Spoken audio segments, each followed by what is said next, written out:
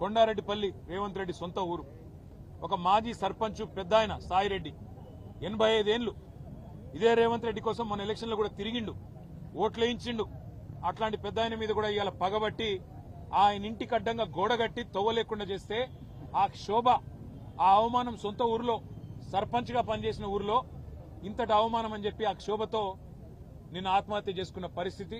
ఇవాళకి కూడా కల్వకుర్తిలో ఆయన భౌతిక కాయం ఇంకా అట్లే ఉంది. నియంతల పాలనలో, దుర్మార్గుల పాలనలోనే ఇట్లాంటి ఆంక్షలు చూస్తాం. ఇండ్ల కడ్డంగా గోడలు కట్టే పరిస్థితి ఎక్కడన్నా ఇదివరకు ఉండేనా? మేం లేదా ప్రభుత్వంలో 10 ఏళ్లు ఎన్నడన్నా ఇట్లాంటి వార్తలు విన్నారా? సొంత ఊరైతే, సొంత కాన్స్టిట్యున్సీ అయితే నీ సామ్రాజ్యమా? నువ్వేమైనా రారాజువా? నువ్వేమైనా చక్రవర్తివా?